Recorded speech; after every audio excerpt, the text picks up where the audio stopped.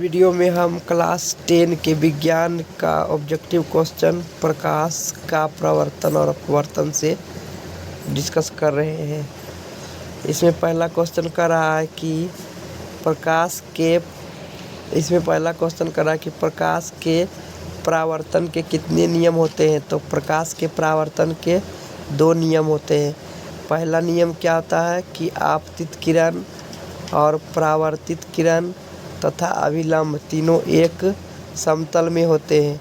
और दूसरा नियम होता है प्रकाश के परावर्तन के कि आपतन कोण है ना, आपतन कोण I और परावर्तन कोण R दोनों क्या होता है, बराबर होता है।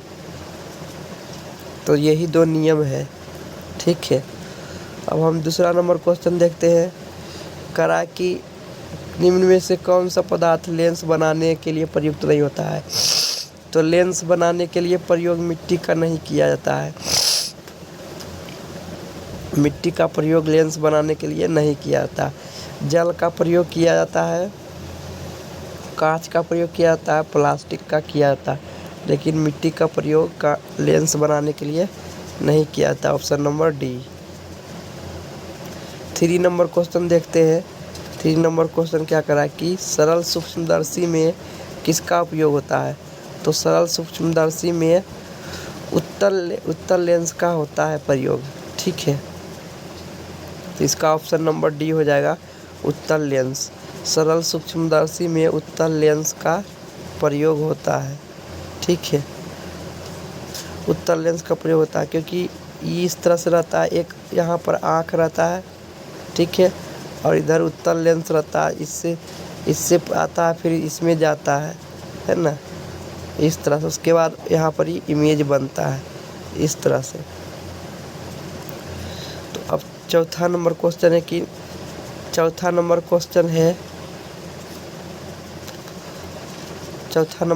है कि निर्गत किरण एवं अभिलंब के बीच का कोण को क्या कहते हैं। तो निर्गत किरण, जैसे कि मान लेते हैं ये हुआ, इस तरह से यहाँ पर अभिलंब है और इस तरह से, तो यहाँ से मुड़ने के ये मानो कि सघन माध्यम है, ठीक है। तो अभिलंब की ओर मुड़ेगा, फिर अभिलंब से दूर भागेगा, है ना, 2 गो अभिलंब होगा। तो निर्गत किरण एवं अभिलंब के बीच बने कोण को क्या कहते हैं। ये भी आपतन कोण के ही बराबर होता है। आपतन कोण और निर्गत कोण बराबर होता है, तो इसे अपवर्तन कोण कहेंगे या तो निर्गत कोण कहेंगे। तो यहाँ पर होना चाहिए निर्गत कोण, लेकिन यहाँ पर लिखा हुआ परावर्तन कोण। परावर्तन नहीं होगा, अपवर्तन होगा, ठीक है। अपवर्तन कोण कहते हैं, अपवर्तन कोण, यहाँ गलती से लिखा हुआ, अपवर्तन कोण कहते हैं। क्वेश्चन नंबर 5 में करा कि किस दर्पण द्वारा प्रतिबिंब छोटा एवं सीधा बनता है। तो अब उत्तल दर्पण द्वारा है ना, उत्तल दर्पण द्वारा क्या होता है, उत्तल दर्पण द्वारा हमेशा क्या होता है, उत्तल दर्पण द्वारा हमेशा छोटा प्रतिबिंब बनता है ना। उत्तल दर्पण द्वारा हमेशा छोटा प्रतिबिंब बनता है। ऐसा मैंने देखा हूँ कि उत्तल दर्पण द्वारा हमेशा छोटा व प्रतिबिंब बनता है ना, और सीधा बनता है। तो ऑप्शन 1 हो जाएगा कि उत्तल दर्पण द्वारा ही हमेशा छोटा और सीधा प्रतिबिंब बनता है। बड़ा और सीधा तो अवतल दर्पण में बनेगा। अवतल दर्पण किसे कहते हैं। अवतल दर्पण को कहेंगे अभिसारी दर्पण, क्योंकि ये फोकस पर एक जगह सभी किरण को, है ना, क्या करता है, जमा करता है। जितना भी होता है सब फोकस पर सभी किरण को जमा करता है ना। तो इसलिए अवतल दर्पण को अभिसारी दर्पण कहते हैं और उत्तल दर्पण को अपसारी दर्पण कहते हैं। 7वां नंबर क्वेश्चन देखते हैं कि उत्तल लेंस क्या होता है। तो उत्तल लेंस इस तरह का होता है जिसका बीच में मोटा और किनारे पर पतला। किनारे पर क्या होता है? पतला होता है। किनारे पर पतला होता है, बीच में मोटा होता है। बीच में मोटा होता है, तो इस बात को ध्यान रखेंगे। तो किनारे के अपेक्षा बीच में मोटा, ऑप्शन नंबर सी हो जाएगा। किनारे के अपेक्षा बीच में मोटा एक उत्तल लेंस होता है। बोल रहा है कि उत्तल दर्पण में बना प्रतिबिंब क्या होता है? तो उत्तल दर्पण में बना प्रतिबिंब हमेशा छोटा होता है, हमेशा छोटा होता है और सीधा होता है। तो एक नंबर हो जाएगा सीधा और छोटा, है ना। उत्तल दर्पण में हमेशा सीधा और छोटा प्रतिबिंब बनता है। यहाँ पर ये ऑप्शन में गलती दिया हुआ है, मतलब आंसर यहाँ गलती लिखा हुआ है। उत्तल दर्पण में हमेशा प्रतिबिंब सीधा और छोटा बनता है वस्तु के अपेक्षा, है ना। अवतल दर्पण में सीधा और बड़ा बनता है। तो यहाँ पर उत्तल दर्पण नहीं, अवतल दर्पण होना चाहिए। क्वेश्चन ही गलत लिखा हुआ है।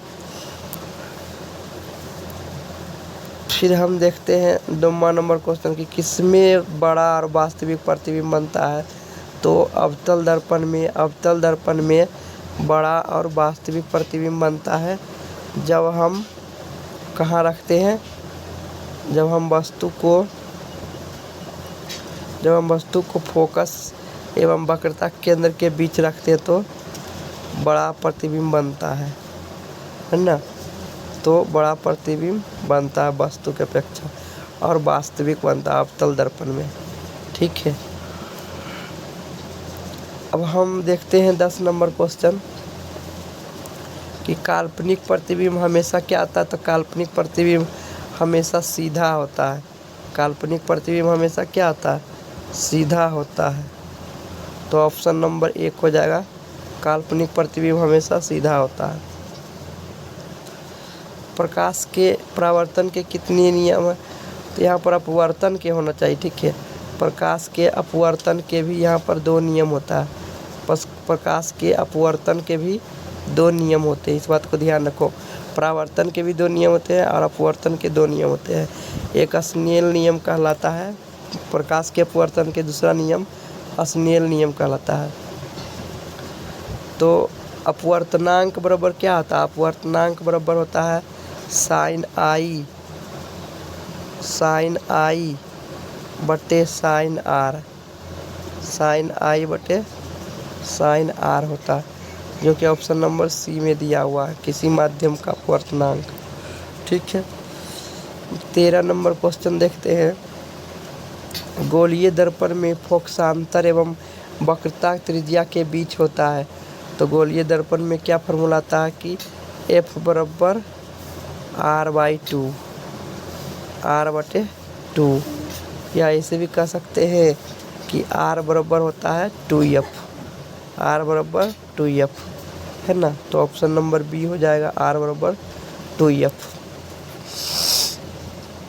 14 नंबर क्वेश्चन में अभी मैंने बताया था कि सरल सूक्ष्मदर्शी में उत्तल लेंस का प्रयोग किया था। सरल सूक्ष्मदर्शी में उत्तल लेंस का प्रयोग किया जाता है। तो ऑप्शन नंबर डी हो जाएगा, उत्तल लेंस। 15 नंबर क्वेश्चन में क्या कह रहा है कि किस दर्पण में हमेशा आभासी और सीधा प्रतिबिंब बनता है? तो उत्तल दर्पण में आभासी और सीधा प्रतिबिंब बनता है हमेशा, ठीक है। इस तरह से जाएगा, फोकस से पास होगा और दूसरा यहाँ से पास होगा। तो अब उत्तल दर्पण में हमेशा सीधा और छोटा प्रतिबिंब बनता है। 16 नंबर क्वेश्चन देखते हैं। अवतल लेंस का आवर्धन कितना होता है? तो अवतल लेंस का आवर्धन होता है V/U, है ना। अवतल लेंस का आवर्धन होता है M बराबर V/U। अवतल लेंस का आवर्धन होता है M बराबर V/U, ठीक है। 17 नंबर क्वेश्चन क्या करा कि 1 मीटर फोकस दूरी वाले उत्तल लेंस की क्षमता क्या होगी? तो 1 मीटर फोकस दूरी वाले उत्तल लेंस की क्षमता, यहाँ पर जो है उत्तल लेंस की क्षमता P से डिनोट करते हैं और 1/F लिखते हैं। तो फोकस 1 मीटर है तो P बराबर क्या होगा? मीटर में ही रहना चाहिए, तो 1/1 बराबर एक डायऑप्टर, तो एक डायऑप्टर ऑप्शन नंबर ए हो जाएगा, एक डायऑप्टर। ठीक है, 18 नंबर क्वेश्चन देखते हैं।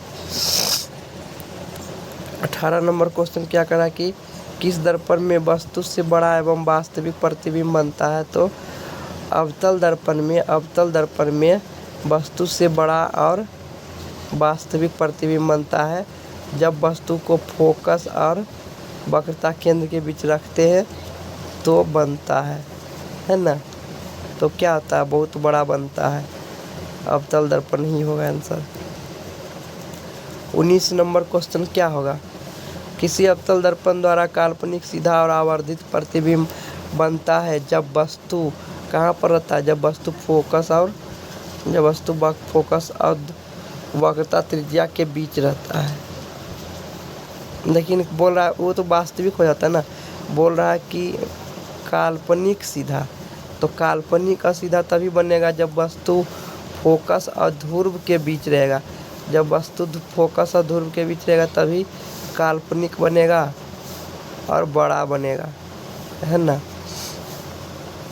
तभी ये बड़ा बनेगा। और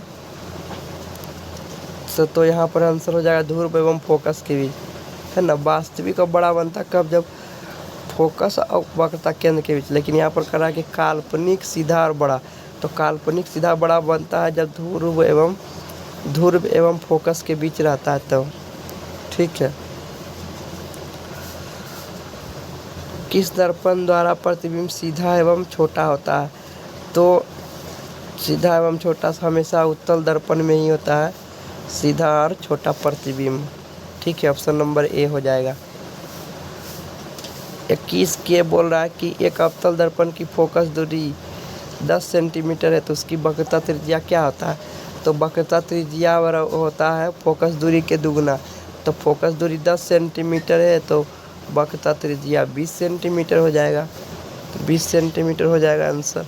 तो 20 सेंटीमीटर ऑप्शन नंबर डी हो जाएगा एक अवतल दर्पण की। 22 नंबर क्वेश्चन करा, प्रत्येक लेंस के दो वक्रता केंद्र होने के क्या कारण है?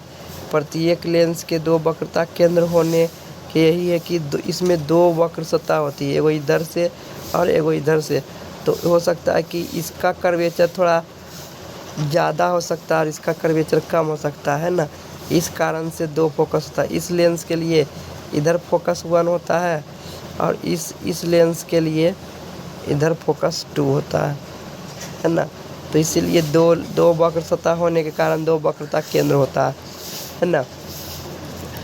दो वक्रता केंद्र होने के क्या कारण कि दो वक्र सतह होता है। हजामत बनाने में अवतल दर्पण का प्रयोग किया जाता है। हजामत बनाने में अवतल दर्पण का प्रयोग किया जाता है।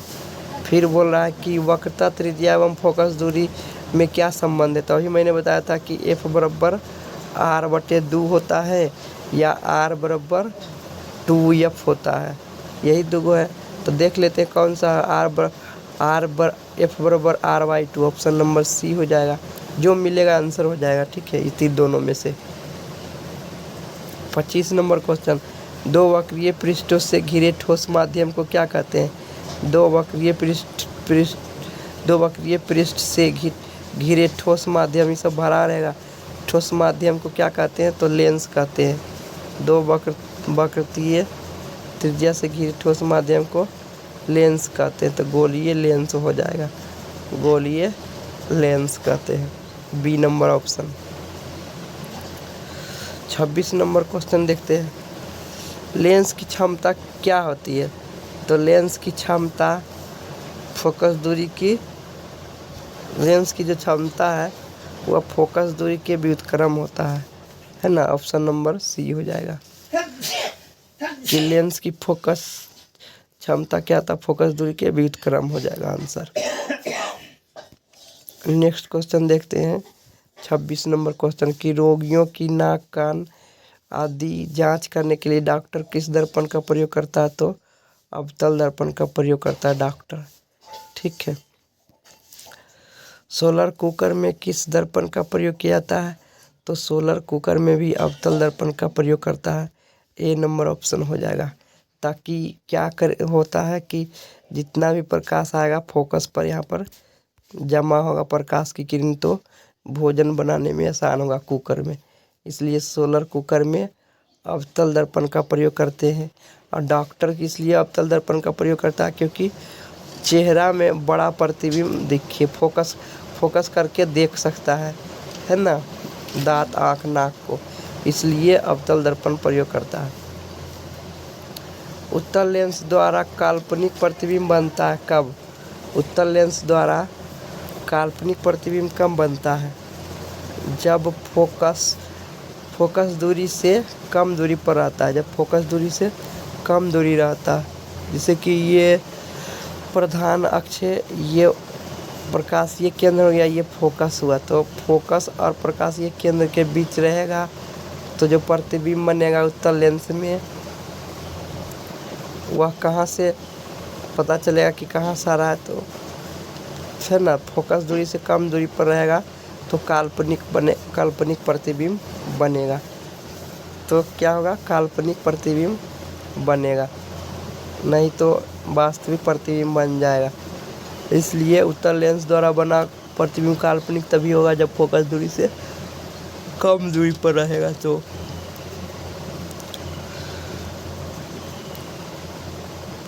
उत्तल लेंस में बना प्रतिबिंब क्या होता है? उत्तल लेंस में बना प्रतिबिंब वास्तविक और उल्टा होता है। उत्तल लेंस में बना प्रतिबिंब वास्तविक और उल्टा होता है। ऑप्शन नंबर 1 हो जाएगा। ठीक है, 30 नंबर क्वेश्चन देखते हैं। 30 नंबर क्वेश्चन, किस दर्पण की फोकस दूरी धनात्मक होती है? तो उत्तल दर्पण की फोकस दूरी धनात्मक होती है ना, क्योंकि फोकस इसका इधर रहता है, दाएं तरफ वाला को क्या कहते हैं? धनात्मक फोकस दूरी। ये मूल बिंदु हो गया, ये मूल बिंदु है तो फोकस दूरी धनात्मक है, दाएं तरफ ही है, तो उत्तल दर्पण की फोकस दूरी धनात्मक होती है। 31 नंबर क्वेश्चन क्या कह रहा है कि गोलीय दर्पण के ध्रुव एवं फोकस दूरी के बीच की दूरी को क्या कहते हैं? तो सभी लोग जानते हैं कि ध्रुव ये हो गया और फोकस ये हो गया, तो ध्रुव और फोकस के बीच की दूरी को फोकस दूरी कहते हैं, फोकस कहते हैं। तो यहाँ पर ए नंबर फोकस बिंदु हो गया, फोकसांतर या फोकस दूरी उसी कहते हैं, फोकसांतर या फोकस दूरी उसी कहते हैं। डी नंबर ऑप्शन होगा। ठीक है, फोकसांतर या फोकस दूरी कहते हैं। 32 नंबर क्वेश्चन देखते हैं। 32 नंबर क्वेश्चन क्या करा? काल्पनिक प्रतिबिंब हमेशा होता है सीधा। काल्पनिक प्रतिबिंब हमेशा क्या होता है? सीधा होता है ना, तो ऑप्शन नंबर बी हो जाएगा। और वास्तविक प्रतिबिंब हमेशा होता है उल्टा। 33 नंबर क्वेश्चन करा कि किसी वस्तु से अब आवर्धित प्रतिबिंब बनता है। किसी वस्तु से आवर्धित माने बड़ा प्रतिबिंब बनता है। तो किसी भी वस्तु से बड़ा प्रतिबिंब तो तभी बनेगा जब वो अवतल दर्पण का प्रयोग होगा तब। तो अवतल दर्पण द्वारा किसी वस्तु का वास्तविक प्रतिबिंब बनता है, अवतल दर्पण द्वारा। बोल रहा है क्वेश्चन कि इसमें बोल रहा है क्वेश्चन कि समतल दर्पण द्वारा बना प्रतिबिंब कैसा होता है? तो समतल दर्पण द्वारा बना प्रतिबिंब हमेशा क्या होता है? काल्पनिक होता है। समतल दर्पण द्वारा बना प्रतिबिंब हमेशा काल्पनिक होता है और वस्तु की लंबाई के ही बराबर प्रतिबिंब पीछे बनता है, काल्पनिक बनता है, पीछे बनता है, और उतना ही दूरी पर बनता है जितना समतल दर्पण के आगे वस्तु रहता है ना, उतना ही पीछे बनता है जितना कि वस्तु के आगे रहता, वस्तु दर्पण से आगे रहता है उतना ही पीछे बनता है। और वस्तु की ऊंचाई के बराबर प्रतिबिंब बनता है समतल दर्पण में किसी भी वस्तु का, काल्पनिक बनता, तो सी नंबर ऑप्शन हो जाएगा। 35 नंबर क्या करा? 35 नंबर की लेंस सूत्र होता है, तो लेंस सूत्र वाला माइनस होगा 1/v माइनस 1/u बराबर 1/f, ये लेंस सूत्र कहलाता है। तो ये हमारा लेंस सूत्र हो गया है ना। दर्पण सूत्र में यहाँ पर प्लस होता है, ठीक है, इस बात को ध्यान रखो। यहाँ पर 36 नंबर क्वेश्चन कर रहा है कि प्रकाश के अपवर्तन के कितने नियम है। तो प्रकाश के अपवर्तन के 2 नियम होते हैं। प्रकाश के अपवर्तन के 2 नियम होते हैं। 37 नंबर क्वेश्चन कर रहा है कि एक गोलीय दर्पण की वक्रता त्रिज्या 28 सेंटीमीटर है, तो फोकस दूरी क्या आता है। तो फोकस दूरी आप F बराबर R/2।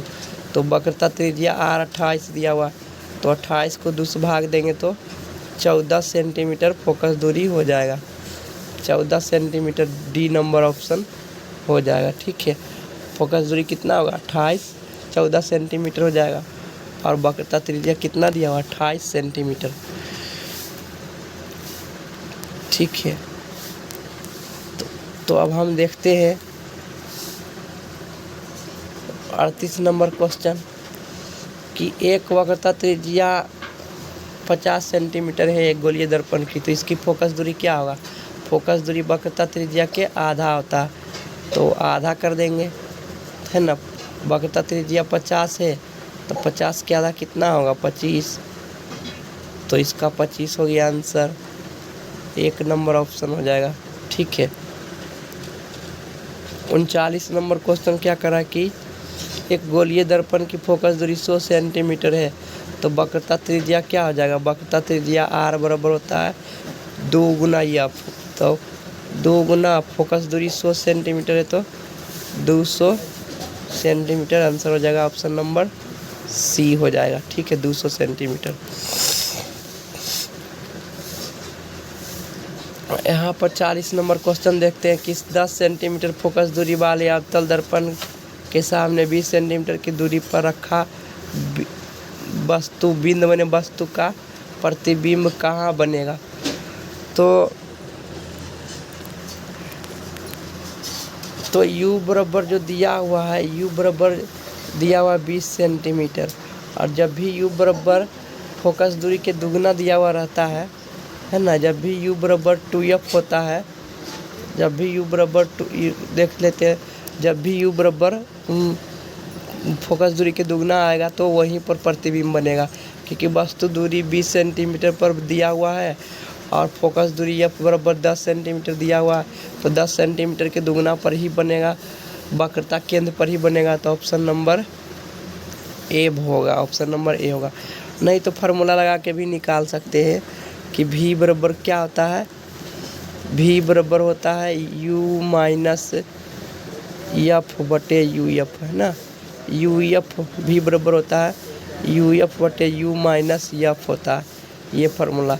तो -20 और -20 गुने -10 बटे -20 प्लस 10, क्योंकि माइनस माइनस प्लस होगा तो -10 यहाँ से कट जाएगा, एक माइनस।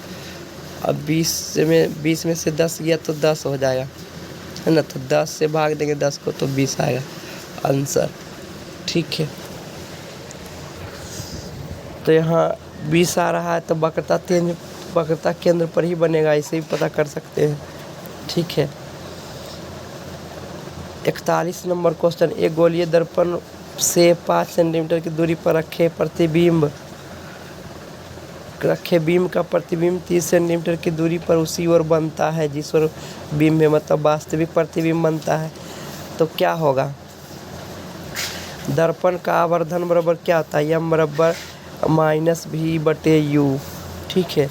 तो V प्रतिबिंब हो गया कितना -30, प्रतिबिंब की दूरी 30 सेंटीमीटर दिया हुआ है और वस्तु दूरी 5 सेंटीमीटर दिया हुआ, तो 5 से भाग दे देंगे, कितना होगा 5 छक 30, 6 आ जाएगा, ठीक है। माइनस माइनस प्लस तो माइनस में 6 आएगा। तो आवर्धन क्या होता है -6, ऑप्शन नंबर -6। माइनस चिन्ह बताता है कि वस्तु वास्तविक प्रतिबिंब वास्तविक बनेगा, माइनस चिन्ह बताता है कि प्रतिबिंब वास्तविक बनेगा, है ना। अब हम देखते हैं 43 नंबर क्वेश्चन। 43 नंबर क्वेश्चन क्या करा है, प्रकाश तरंग क्या है। प्रकाश तरंग एक विद्युत चुंबकीय तरंग है और ये अनुप्रस्थ तरंग है। इस बात को याद रखो, प्रकाश तरंग जो है विद्युत चुंबकीय तरंग है और अनुप्रस्थ तरंग है और विद्युत चुंबकीय तरंग भी है। इस बात को ध्यान रखो कि विद्युत चुंबकीय तरंग है प्रकाश की तरंग। बोल रहा है कि एक लेंस की क्षमता 5 डायोप्टर है तो फोकस दूरी कितनी होगी। तो फोकस दूरी F बराबर क्या होता है 1/P। तो 1/P का मान कितना है -5 है। तो 1 को 100 से गुना करेंगे क्योंकि सेंटीमीटर में निकलेगा।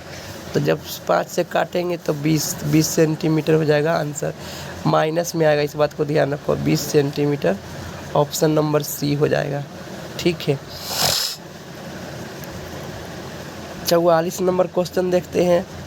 44 नंबर क्वेश्चन करा कि एक गोलीय दर्पण जो अंदर की तरफ वक्रित है, अंदर की ओर वक्रित है ना, अंदर की ओर वक्रित है, बाहर की ओर नहीं।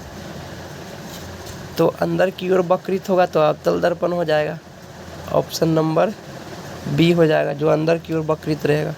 और जब बाहर की ओर वक्रित रहेगा, जैसे कि इस तरह से है, तो ये बाहर की ओर वक्रित है। बाहर की ओर वक्रित है तो ये उत्तल दर्पण हो जाएगा। लेकिन यहाँ पर हमको क्या दिखाना है, हमको गोलीय दर्पण जो अंदर की ओर वक्रित है तो अवतल दर्पण हो जाएगा। ठीक है, 45 नंबर क्वेश्चन क्या करा कि एक लेंस की क्षमता 4 डायोप्टर है तो फोकस दूरी कितना हो जाएगा। तो अभी मैंने बताया था कि F बराबर क्या होगा 1/P। तो P का मान कितना है 4। तो 1 को 100 से गुना करेंगे बटे 4 से भाग देंगे तो 25 चौके 125 हो जाएगा। तो अब यहाँ पर प्लस में दिया हुआ है तो प्लस में आंसर आएगा 25 होगा। 25 सेंटीमीटर 25 सेंटीमीटर उत्तल दर्पण होगा, क्योंकि प्लस में दिया हुआ तो डी नंबर होगा प्लस में, है ना। इस बात को ध्यान रखना क्योंकि प्लस में दिया हुआ है। अवतल दर्पण वाला माइनस होता है। गोलीय दर्पण का परावर्तक पृष्ठ वक्रित हो सकता है। तो हाँ, हो सकता है। गोलीय दर्पण का परावर्तक पृष्ठ वक्रित हो सकता है सिर्फ एक तरफ, या तो अंदर की ओर या तो बाहर की ओर, दोनों तरफ वक्रित नहीं हो सकता है। ठीक है, तो इसका ऑप्शन नंबर सी हो जाएगा, दोनों तरफ हो सकता है। ठीक है, गोलीय दर्पण का परावर्तक सतह दोनों तरफ वक्रित हो सकता है। ठीक है,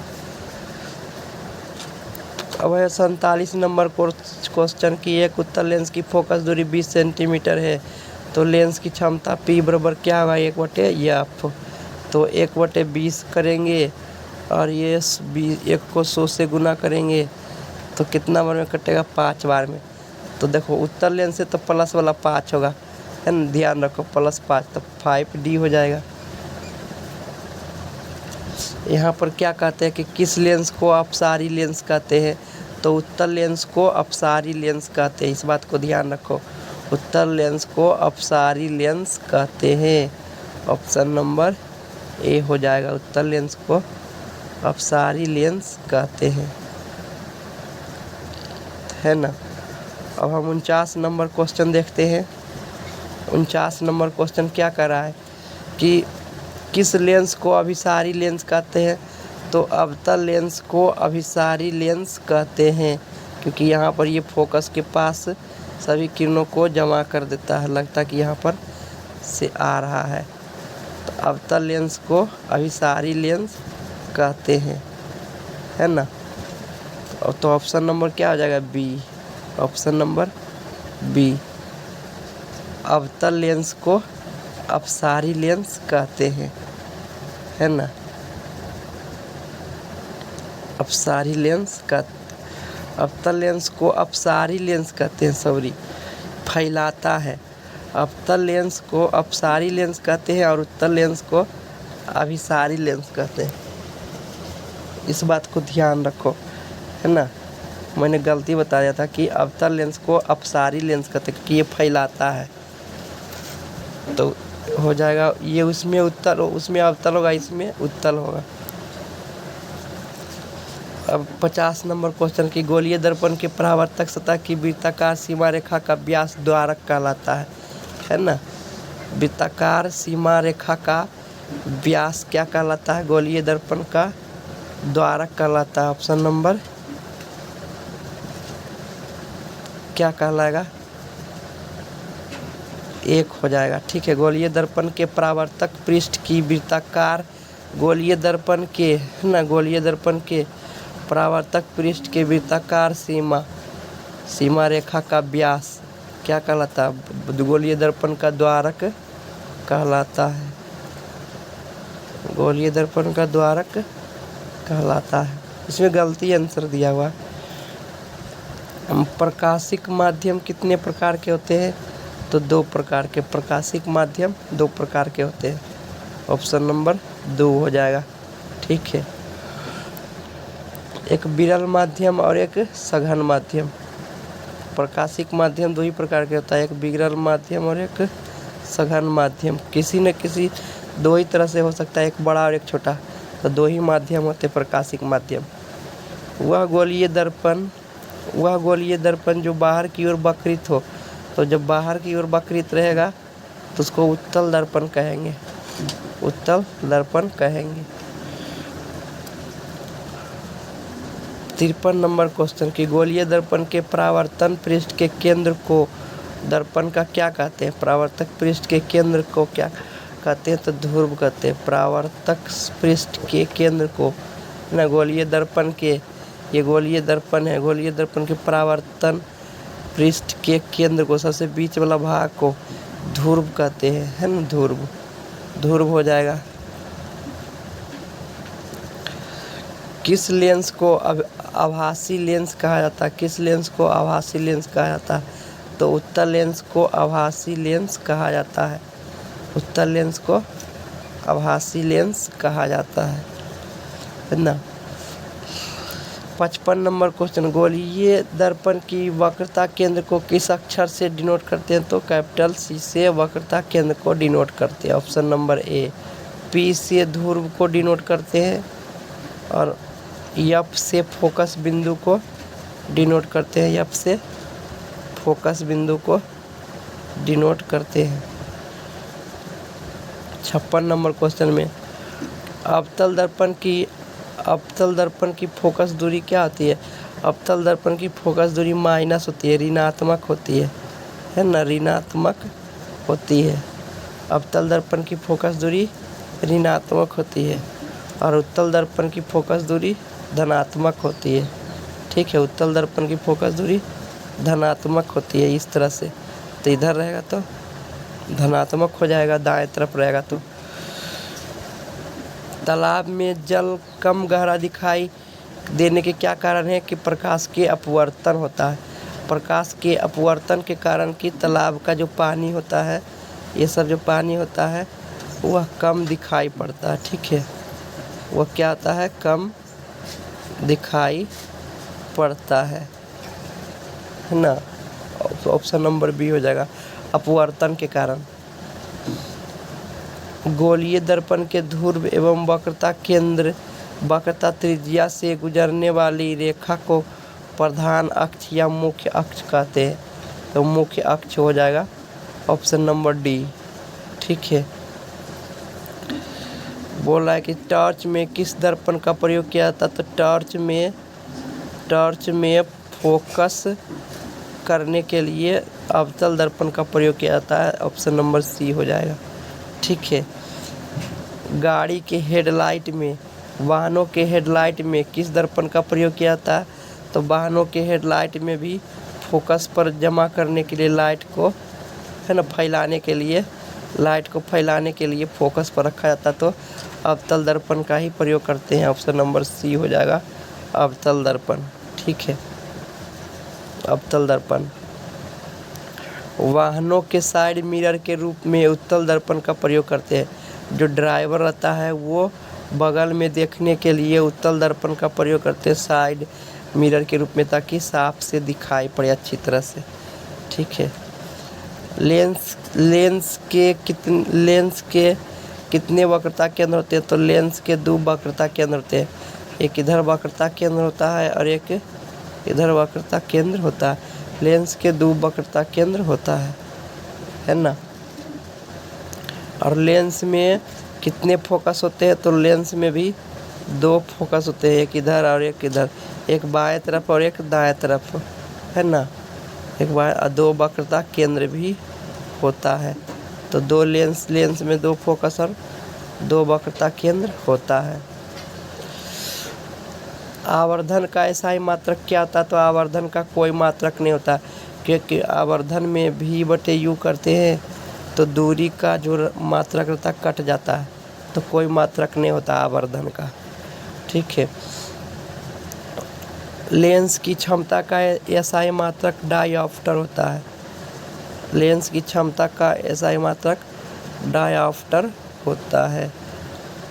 लेंस की क्षमता का SI मात्रक डायऑप्टर होता है, ऑप्शन नंबर बी। ठीक है। प्रकाश गमन करती है, प्रकाश हमेशा सीधी रेखा में गमन करती है। प्रकाश हमेशा सीधी रेखा में गमन करती है। ठीक है। 68 नंबर क्वेश्चन है, उत्तल लेंस होता है, तो उत्तल लेंस होता है अभिसारी लेंस। उत्तल लेंस क्या होता है, अभिसारी लेंस होता है। ठीक है। ए नंबर, उत्तल लेंस होता है अभिसारी लेंस। आवर्धन को किस अल्फाबेट से डिनोट करते हैं, तो यम से, है ना। यम बराबर आवर्धन होता है। एम बराबर क्या होता है, आवर्धन होता है, और इसका फॉर्मूला आता है -V/U दर्पण में। ठीक है। प्रतिबिंब दूरी को दर्शाया जाता है, प्रतिबिंब दूरी को V से दर्शाया जाता है, प्रतिबिंब दूरी V से दर्शाया जाता है, और वस्तु दूरी U से दर्शाया जाता है। वस्तु दूरी U से दर्शाया जाता है। तो यहाँ पर वस्तु दूरी क्या हो जाएगा, U हो जाएगा। ठीक है। F से तो फोकस दूरी दिखाया जाता है, M से आवर्धन दिखाया जाता है, और V से प्रतिबिंब की दूरी दिखाई जाती है। मैंने बताया था ही पिछला क्वेश्चन में। प्रकाश के किरणों के समूह को क्या कहते हैं, तो किरण पुंज कहते हैं, या तो प्रकाश पुंज कहते हैं। किरण पुंज या प्रकाश पुंज कहते हैं, है ना। प्रकाश पुंज कहते हैं, किरणों के समूह को प्रकाश पुंज कहते हैं। ऑप्शन नंबर सी हो जाएगा। ठीक है। तेलीय कागज क्या होता है, पारभाषक होता है। तेलीय कागज थोड़ा सा पार करता है प्रकाश को, तो पारभाषक होता है तेलीय कागज। Option number C. ठीक है। 74 नंबर क्वेश्चन कर रहा है कि समतल दर्पण की फोकस दूरी क्या होता है, अनंत। समतल दर्पण की फोकस दूरी क्या होता है, अनंत होता है। ठीक है। और वक्रता त्रिज्या 0 होता है, वक्रता त्रिज्या 0 होता है। फोकस दूरी अनंत होता है और वक्रता त्रिज्या क्या होता है, 0 होता है। समतल दर्पण की वक्रता त्रिज्या क्या होता है, 0, क्योंकि कुछ थोड़ा सा भी वो टेढ़ा नहीं है। समतल दर्पण थोड़ा सा भी टेढ़ा नहीं है। जब टेढ़ा ही नहीं है तो वक्रता त्रिज्या होगा कहाँ से, 0 होगा। तो उत्तल दर्पण में, है ना, उत्तल दर्पण में वस्तु दूरी का मान क्या होता था, उत्तल दर्पण में वस्तु दूरी का मान हमेशा ऋणात्मक होता है, हमेशा ऋणात्मक होता है। सभी वस्तु दूरी हमेशा ऋणात्मक होता है, उत्तल रहे या अवतल रहे, वस्तु दूरी हमेशा ऋणात्मक होता है ना। प्रतिबिंब भले कह सकते हैं कि धनात्मक है कि ऋणात्मक है, लेकिन वस्तु दूरी हमेशा ऋणात्मक ही होता है। अब 76 नंबर क्वेश्चन देखो, उत्तल दर्पण से बना प्रतिबिंब क्या होता है, तो उत्तल दर्पण से बना प्रतिबिंब आभासी होता है ना। उत्तल दर्पण से बना प्रतिबिंब क्या होता है, तो आभासी होता है और छोटा होता है ना। तो हर्षित माने क्या होता है, छोटा, सीधा और छोटा। हर्षित माने छोटा, है ना। हर्षित माने छोटा, आवर्धित माने बड़ा। प्रकाश की चाल सबसे अधिक किस में होता है, तो प्रकाश की चाल सबसे अधिक निर्वात में होता है। प्रकाश की चाल सबसे अधिक निर्वात में होता है। ठीक है। प्रकाश की चाल सबसे अधिक निर्वात में होता है। लेंस कितने प्रकार के होते हैं, तो लेंस में मुख्य रूप से 2 प्रकार के होते हैं। लेंस मुख्यतः 2 प्रकार के होते हैं। इसी तरह से दर्पण भी 3 प्रकार के होते हैं। दर्पण समतल दर्पण, उत्तल दर्पण, अवतल दर्पण। तो ये 3 प्रकार के दर्पण होते हैं मुख्यतः। अवतल दर्पण को क्या कहते हैं? अवतल दर्पण को अभिसारी दर्पण कहते हैं, अभिसारी दर्पण कहते हैं, और उत्तल दर्पण को अपसारी दर्पण कहते हैं। ठीक है, तो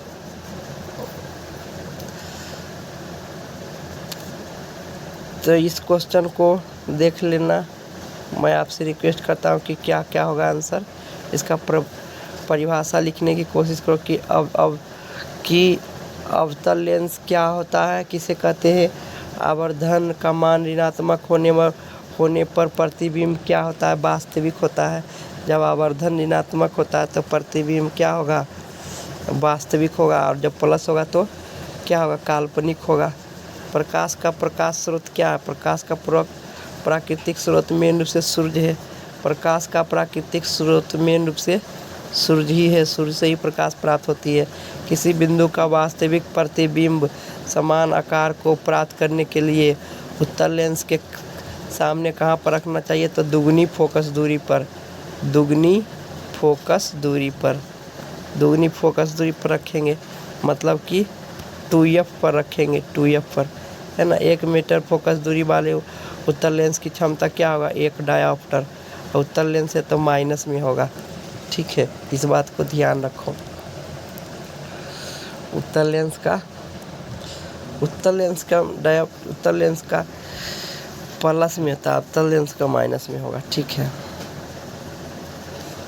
लेंस का आवर्धन क्या होता है? m बराबर होता है प्लस में v/u, है ना। जल का अपवर्तनांक होता है 1.33, हीरा का अपवर्तनांक होता है 2.42, इसको याद रखना चाहिए। कांच का अपवर्तनांक होता है 2/3। दाढ़ी बनाने के लिए अवतल दर्पण का प्रयोग किया जाता है। ये मैंने क्वेश्चन में बता दिया हूँ। काल्पनिक प्रतिबिंब सीधा होता है और वास्तविक प्रतिबिंब उल्टा होता है। ठीक है, 13 नंबर क्वेश्चन, किस लेंस द्वारा सिर्फ काल्पनिक प्रतिबिंब बनता है? सिर्फ और सिर्फ तो अवतल लेंस द्वारा हमेशा सिर्फ आभासी प्रतिबिंब और काल्पनिक प्रतिबिंब बनता है। प्रकाश की चाल, 16 नंबर क्वेश्चन, प्रकाश की चाल कितना था? 3 × 10⁸ मीटर प्रति सेकेंड। उत्तल दर्पण जानते ही वो गोलीय दर्पण के फोकस दूरी निकाल सकते हैं, है ना। प्लस है तो उत्तल दर्पण हो जाएगा, प्लस है तो फोकस दूरी प्लस है तो उत्तल दर्पण हो जाएगा। ठीक है, फिर तो मेरे ख्याल से समझ में आ गया होगा कि किस तरह से क्या क्या आंसर होगा। तो प्लीज़ इस वीडियो को लाइक करें और शेयर करें अपने दोस्त में।